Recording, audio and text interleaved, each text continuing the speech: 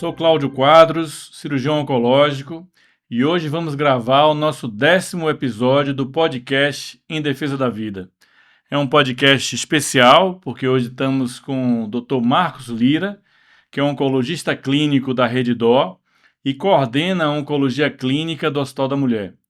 É um oncologista muito conhecido aqui na Bahia, não só na Bahia como no Brasil, e é meu amigo, e é uma pessoa com quem muitos dos pacientes que aqui já deram os seus relatos foram tratados por ele também. Eu acredito que vai ser uma conversa muito, muito interessante. Então, eu vou pedir para vocês que estão curtindo esses episódios do podcast que se inscrevam no canal. Isso é muito importante para que o nosso projeto continue. Mas, Marcos, obrigado por ter vindo. Muito feliz aqui com sua presença. E me diz, qual é o seu maior desafio no dia a dia como oncologista clínico? Boa noite, Cláudio. Primeiro, eu queria agradecer o convite. É um prazer estar aqui. Olha, primeiro, assim, quando um paciente chega para a gente pela primeira vez, né, geralmente o paciente já chega ou com o resultado na mão ou com exames encaminhados por um colega que já tem alguma sugestão que seja uma doença oncológica. Então, a gente tem que entender que é uma doença que realmente é uma doença apelativa, uma doença que as pessoas já têm aquela imagem, né, que está tudo perdido, né, que não tem muito a se fazer, né, chegam muitas vezes, né, desacreditados na questão de tratamento. Então, eu acho que o desafio é, claro, entender o caso, tem casos que realmente são graves, mas entender que a gente consegue ajudar muita gente, a gente consegue também curar a gente. E eu acho que o desafio que a gente tem inicialmente é tentar acolher esse paciente da melhor forma possível, acolher os seus familiares e tentar evoluir, né, com as questões técnicas de diagnóstico, ver qual a melhor conduta a ser tomada, mas não esquecendo dessa parte emocional, A né? parte técnica é muito importante, mas essa questão de acolher tanto o paciente quanto a família é muito importante. E aí vem uma outra pergunta que eu te fazer. Quando o paciente tem um diagnóstico de câncer, inevitavelmente vem aquela questão da possibilidade da morte, né? Eu acho que câncer e morte acabam sendo associados. Então, o paciente muitas vezes quando tem esse diagnóstico, né, e chega para você, como é que é lidar com isso, né? Com essa perspectiva da morte, muitas vezes de uma doença que muitas vezes é dito como se fosse uma doença que não tem cura, né? Como é que é lidar com isso? É difícil no dia a dia, realmente as pessoas já vêm com esse pensamento, né? E eu acho que realmente é tentar entender e explicar para o paciente que a oncologia, claro, continuamos tendo casos muito graves, sim, mas que a oncologia evoluiu muito, né, nesses últimos anos, né? E que sim, a gente consegue ajudar e que a gente consegue sim curar muita gente, E né? você às vezes dá alta a alguns pacientes, né? Sim, a E dá gente. boas notícias também, né? Exatamente. Então, eu acho que essa fase inicial é muito difícil, né? Eu acho que a gente tem que tentar se colocar no lugar das pessoas e assim, as pessoas, de maneira geral, elas não entendem essa doença, então, eu acho que ela tem aquela visão geral, né, que se tem, mas então eu acho que essa é a parte mais difícil, né? A gente tem relatos de casos de câncer, olha, né, os egípcios já relatavam casos de câncer, quer dizer, é uma doença muito antiga. Eu acho que é uma doença que está relacionada com a humanidade, com o ser humano e tudo mais. Mas você acredita que os casos de câncer têm aumentado? Assim, essa é uma pergunta difícil, mas sim, né? A gente tem dados de alguns tumores que mostram um aumento da incidência, né? Por exemplo, a gente vê um aumento do câncer de intestino, né? Principalmente em pessoas mais jovens, em torno de 45, né? 40 e poucos anos. Ah, mas existe também uma questão atualmente que hoje a informação, a velocidade da informação é muito mais Eu acho rápida, que né? hoje se E diagnostica que é muito mais, mais, né? exatamente. Eu acho que você tem pessoas, às vezes eu converso com alguns pacientes que às vezes falam de que, olha, os familiares morreram e que acham que foi câncer, mas não foi diagnosticado. Exatamente. Eu acho que hoje em dia você tem esse diagnóstico mais fácil. Você tem a ferramenta, a gente tem a tecnologia do diagnóstico hoje, que no passado não existia, né? A gente tem a velocidade da informação hoje, o que acontece, né, em pouco tempo já está disseminado. E sim, também existe um aumento, alguns dados falam que aumentou a incidência de alguns tipos de tumores. Você acha que vai ter cura do câncer algum dia, Marcos? Olha, o câncer, ele não é uma doença simples, é uma doença complexa, né? Então, quando a gente fala em câncer, a gente está falando, né, de diversos tipos de câncer. Então, sem dúvida, casos que no passado a gente não curava, hoje a gente consegue curar, né? Como? Com um diagnóstico mais rápido, com melhores dos tratamentos oncológicos sistêmicos, com químio, imuno, a questão cirúrgica, a questão da multidisciplinaridade, né, entre as diversas especialidades, né? Então, a gente consegue sim curar casos que no passado a gente não conseguia.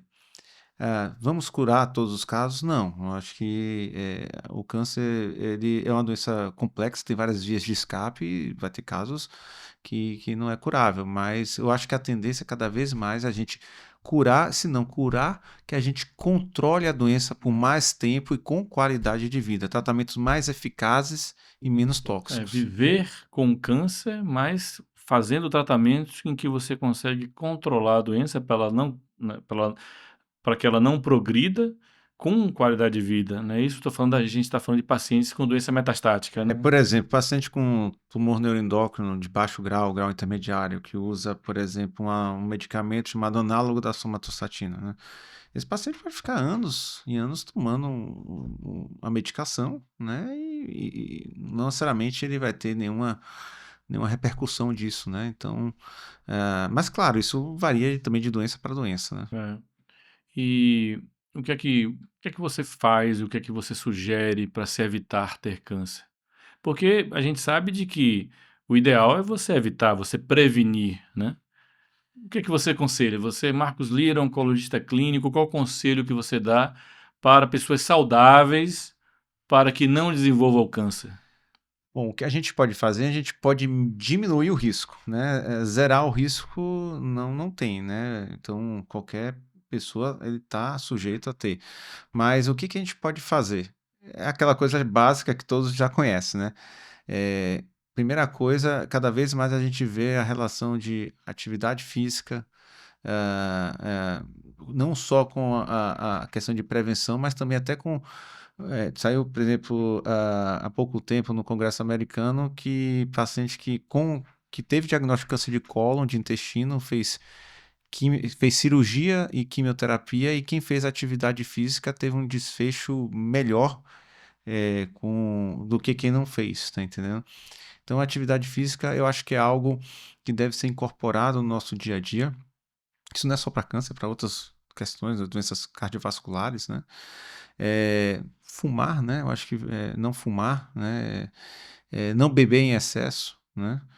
E fazer um acompanhamento com o seu médico, né? A partir de certa idade tem programas de rastreamento, né? Então, eu acho que fazer isso para minimizar a chance de você ser diagnosticado com um tumor mais avançado. E outra questão também importante é tentar detectar precocemente, né? Então, você falou muito aí de como evitar, mas também de detecção precoce, né? Eu acho que a questão de você fazer exames, né, de rotina para você identificar, às vezes, uma alteração, uma displasia, um início, que quando tratado você consegue curar, né? Exatamente. Por exemplo, para câncer de mama, né? Existe um programa de rastreamento, né? Colo de Colo útero, de né? Você deve útero é ver muito isso no importantíssimo, Hospital da Mulher, né? muito. E a gente realmente aí vê uma deficiência, né? Porque o câncer de colo de útero é uma doença que é prevenível, né? Então, se você tiver um acompanhamento ginecológico, né? Vacinação para HPV, Eu né? ia falar da vacinação, que está disponível no SUS, né? Exatamente. Realmente a vacina HPV vai mudar A a história história, natural né? do câncer do colo de Isso, útero. essa informação tem que ser disseminada. Eu acho que isso é muito importante de ser disseminado, porque a gente pode fazer com que uma vez essa turma nova toda sendo vacinada, a gente pode fazer com que as próximas gerações a incidência do câncer de colo do útero reduza bastante, né? Então a gente falou de prevenção, a gente falou de detecção precoce, a gente já começou a falar um pouco também de tratamento. Eu ia lhe fazer uma pergunta que você já respondeu, mas eu ia lhe perguntado o que é que você considera como o fator mais importante no tratamento de um câncer gastrointestinal que está ali restrito ao órgão, que não está metastático.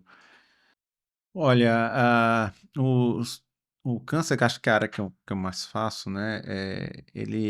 Realmente é uma área que precisa de uma abordagem multidisciplinar, uma interação grande entre as equipes, né? Envolve oncologia clínica, envolve a cirurgia, né? Que é um fator importante. Envolve radiologia, envolve uma série de os clínicos, gastroenterologistas, envolve uma série de, de, de de outras especialidades.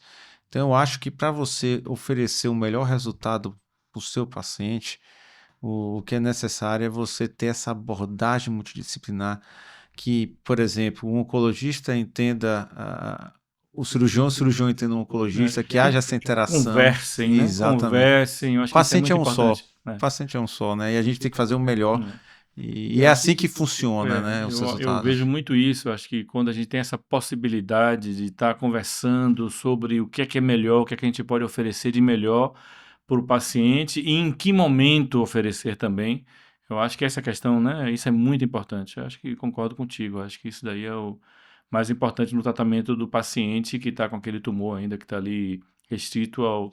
E tanto é que isso é uma coisa do nosso dia a dia. Você bem sabe, a gente no nosso serviço a gente faz reuniões semanais, né, onde sentam todos para discutir os casos mais complexos, né? E Isso nos, quem ganha é o paciente, né? claro, e nos casos metastáticos, Marcos, paciente com câncer metastático gastrointestinal, o que é que você acha que é o fator mais importante? O que é que pode mudar o prognóstico desses pacientes? Eu acho que o que hoje está mudando é a gente entender melhor a biologia da doença, né? Então, no passado a gente tinha poucas armas, a gente não diferenciava. Então, por exemplo, eu posso, às vezes, a depender de um perfil molecular por exemplo, de um tumor de estômago ou de intestino, eu posso tratar com quimioterapia, às vezes eu posso associar a imunoterapia, uma droga-alvo, né? Então, eu acho que você entender a biologia da doença, os mecanismos que ele atua, que ele escapa, e desenvolver drogas mais eficazes, menos tóxicas, e aí por esse caminho que a oncologia está indo. É isso que eu ia lhe perguntar, né? Você já respondeu. Eu ia lhe perguntar o que é que a gente tem assim mais de avanço e quais seriam os caminhos no futuro que você identifica no tratamento do câncer gastrointestinal metastático. Acho que você já respondeu, né? Que essa questão de você conseguir saber exatamente a característica dessa neoplasia e com isso identificar um tratamento específico para ela. Exatamente. Então, e às vezes né, a gente né, pode ser uma combinação, né? Eu posso usar uma quimioterapia na situação, mas eu posso combinar uma quimio com imuno, eu posso ter a gente chama, às vezes o tumor pode ter uma mutação específica que eu uso uma droga para bloquear especificamente, né, essa mutação, né? Então, acho que tudo está assim evoluindo a passos largos para essa direção. E está cada vez mais acessível, né? Eu acho que o que a gente pode falar hoje em dia da nossa contemporaneidade é de que esses avanços vão surgindo e vão vindo e são acessíveis. A gente consegue ver muitos pacientes com câncer vivendo por muitos anos. O que antes não parecia ser uma realidade, mas hoje em dia a gente vê muito paciente com câncer coloretal, muito paciente com câncer de ovário metastático e vivendo muito tempo com câncer e com qualidade de vida, né? Eu acho que a oncologia, ela agora assim, ela antigamente ela só avaliava desfecho, ganho de sobrevida, taxa de resposta. Claro, são desfechos importantes, Mas hoje existe uma preocupação, não é só viver a mais, é viver melhor, né? Viver bem. Viver. Então a gente tem, nos próprios estudos, tem ferramentas que eles avaliam a qualidade de vida, né? Eu acho que o tratamento que é bom é aquele que faz você viver mais e viver bem, né? E quando tiver chance de cura, sim, vamos tentar curar. E até assim, situações no passado que eram ditas incuráveis, a gente hoje, em algumas situações, não são todas, né? Mas existem situações que a gente consegue, né?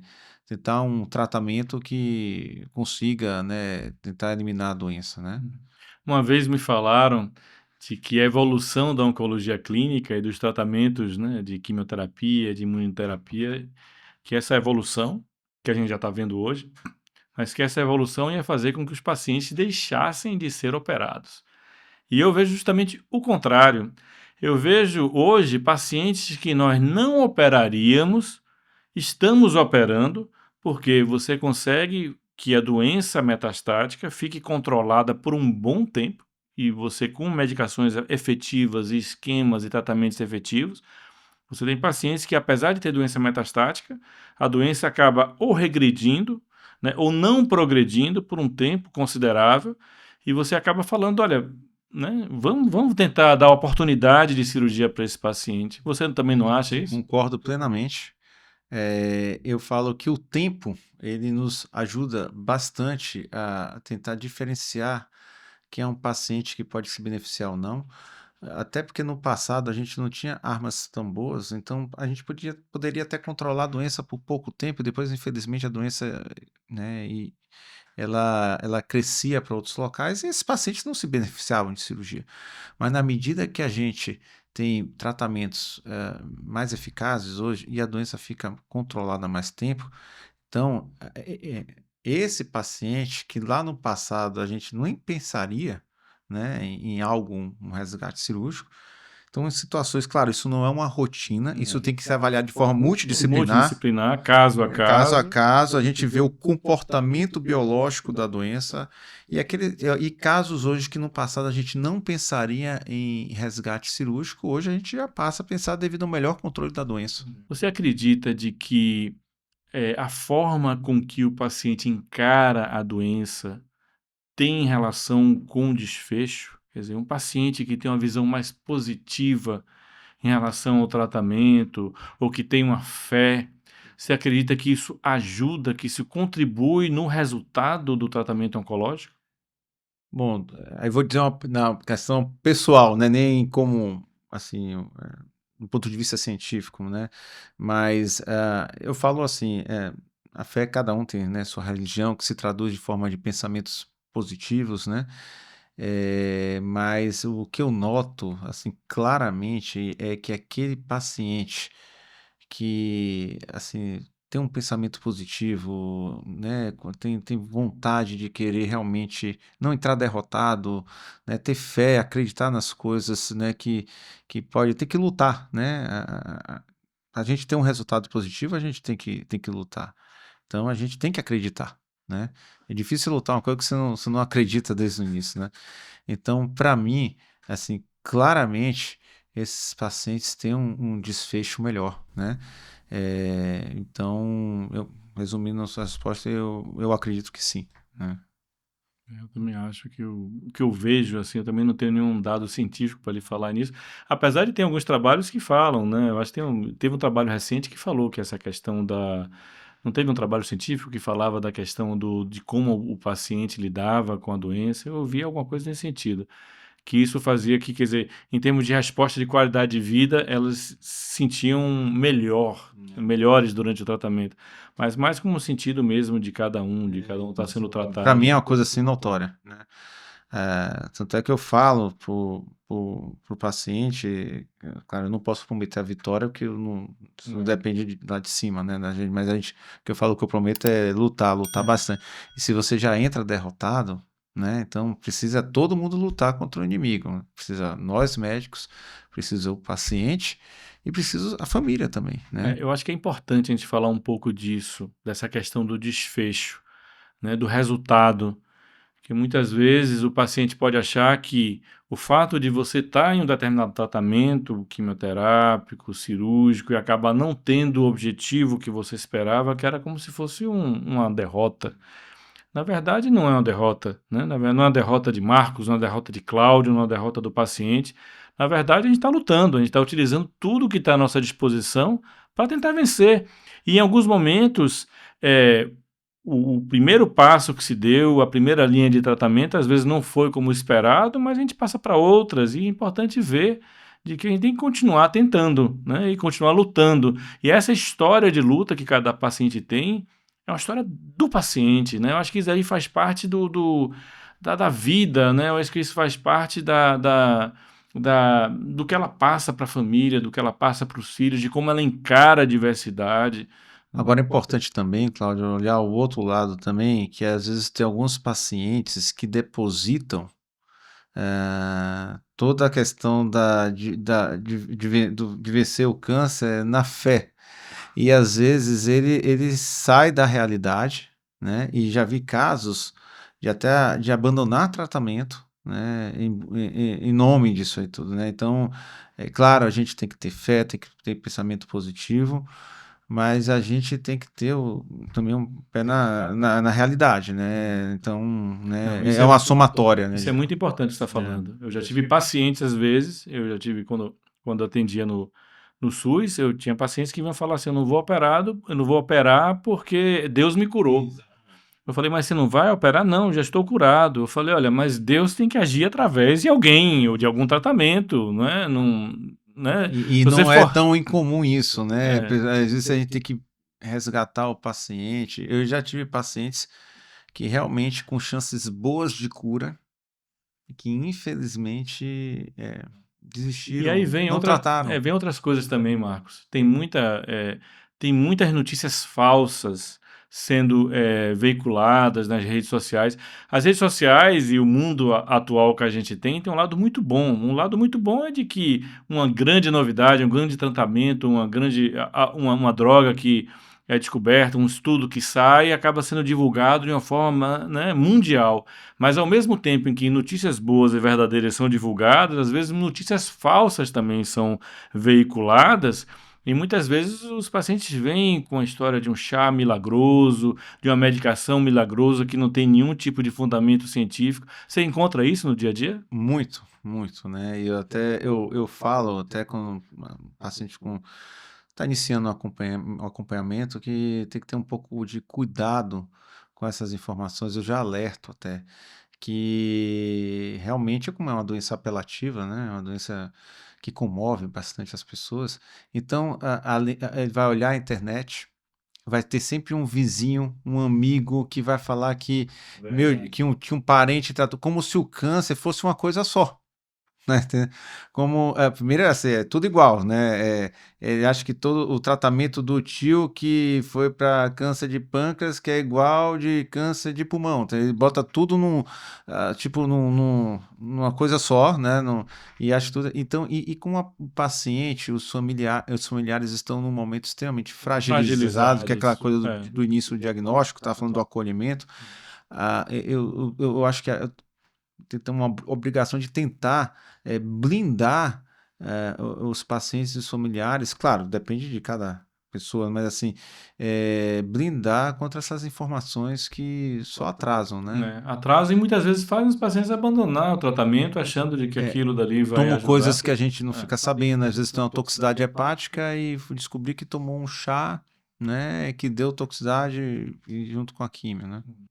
Então, o que é que você, um oncologista clínico, qual é a sua orientação que você dá para um paciente que começa tratamento quimioterápico? O que é que você fala? O que é que você acha que é mais importante você falar para um paciente que está começando um tratamento quimioterápico para uma doença metastática? Eu acho que ele tem que escolher, né, um profissional, né, né, o oncologista, o cirurgião, né, tem que ser uma pessoa que, né, que confiar. Na medida que ele escolher, né, eu acho que ele não fique, assim, olhando outras, diversas coisas assim de internet. Tem alguma dúvida? Converse com o seu médico. Ah, eu tenho uma dúvida disso aqui. Converse com o seu médico. Ele vai te ajudar, ele vai te orientar, ele vai te explicar o que é verdadeiro, o que não é, né? E eu acho que isso é o que eu aconselho. E outra coisa que eu ia lhe perguntar é quando você define que o tratamento quimioterápico vai ser paliativo, quer dizer, tratamento quimioterápico, você tem um tratamento com intenção curativa, né? Vou falar isso para quem está nos ouvindo, quer dizer, que você é um paciente que a gente tem a intenção de curar, mas tem também aqueles pacientes em que você sabe que, pela evidência que a gente tem hoje em dia, da medicina, da ciência, a gente sabe que é um paciente de estádio 4, já tem uma doença metastática à distância, e que a intenção não é curar, né? Mas você vai fazer um tratamento paliativo que você espera ter o melhor resultado. Mas você fala isso para o paciente, você fala, olha, seu tratamento agora está sendo paliativo. Essa palavra paliativo, né, é que para a gente, né, de uma forma, e para o leigo, para o paciente, o impacto é outro, né? Então, assim, você pode ter um tratamento, um paciente de anos e anos, E está vai como ter um tratamento tratamento paliativo, paliativo. né? E está vivendo normal, trabalhando, né? Então tem que ter um pouco de cuidado, né? Como é que você fala? Você fala como? Qual o termo que você usa? Você usa algum termo de específico para isso? A gente pode usar o tratamento que pra gente chama de primeira linha, né? Mas assim, eu explico para o paciente que é um tratamento que eu tenho que dizer que a doença está em outros locais, que o intuito do tratamento é controlar a doença, diminuir, né? Não, infelizmente não consegue eliminar, mas que e tem situações que o paciente pode viver bem, outras não, né? Mas porque assim, quando a gente bota a palavra paliativo, às vezes dá um impacto. E isso até uma coisa importante que eu também queria mencionar é que assim o tratamento multidisciplinar envolve cuidados paliativos, né? A gente tem equipes de cuidados paliativos e muitas vezes quando se coloca, melhor se acompanhar também pelos cuidados paliativos, as pessoas já acham que é um Fim de paciente vida, terminal. terminal. Uma coisa é terminalidade. Os cuidados paliativos não necessariamente entram com terminalidade. Então, para deixar claro, então quando o paciente que está ouvindo, que fala assim, está em quimioterapia paliativa, quer dizer, não quer dizer que é cuidados paliativos. Cuidados paliativos é quando você não tem mais o que tratar em termos de oncologia, quando você não tem mais tratamento oncológico a ser oferecido e que você acaba oferecendo só Você pode até fazer os cuidados paliativos junto com a quimioterapia, né? Não necessariamente é uma terminalidade, né? Os cuidados paliativos ele vêm para ajudar nos sintomas, no melhor bem-estar do paciente, né? Mas realmente as pessoas confundem isso, né? Então eles acham que às vezes quando a gente fala cuidados paliativos é terminalidade, né? Então é algo que precisa ser assim melhor esclarecido. conversado, né? Exatamente. Controlar dor, controlar sintomas, melhorar a qualidade de vida. É.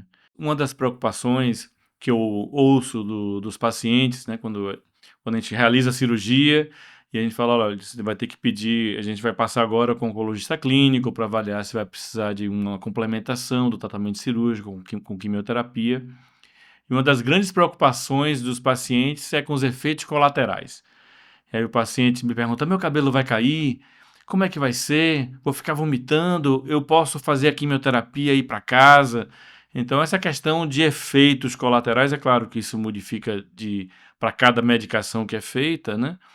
Mas você acha que se evoluiu bastante, né, no controle dos efeitos colaterais dos pacientes que são submetidos à quimioterapia? Sim, evoluiu bastante, né? Assim, o que a gente chama, né, de efeitos colaterais? A primeira coisa que vem na cabeça, né, náusea e vômitos, né? E náusea e vômitos é uma coisa assim que a gente tem que tentar combater o máximo possível, porque uma pessoa que está nauseada e vomita, ele não come direito, ele não ingere líquidos direito, o câncer por si só, ele já produz uma perda geralmente de massa muscular, né? Então, se você não está comendo direito, não está se hidratando, esse paciente ele piora. Então,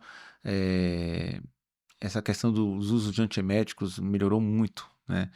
Outra questão é a questão de toxicidade hematológica, a quimio ela pode abaixar a defesa, então existem remédios que podem estimular o nosso sistema a aumentar a defesa. Agora, claro, tudo isso depende do tipo de quimioterapia, o esquema. Às vezes a gente faz um tratamento com um tipo de químio, às vezes a gente faz uma combinação de quimioterapias que aumenta assim, a toxicidade, mas, entretanto, às vezes é necessário que a gente precisa dar uma uma pancada, um soco na doença, né, para poder. Então, isso varia um pouco, mas o que eu posso dizer é que assim, a gente tem hoje medicamentos que. E a própria natureza da químio está evoluindo para um melhor perfil de toxicidade. Uma outra questão que está mudando bastante agora é que vem agora a era da imunoterapia, né? Que não é químio, né? E a imunoterapia, não é que ela é isenta de toxicidade, ela pode ter toxicidades, né? Geralmente imunomediadas, né?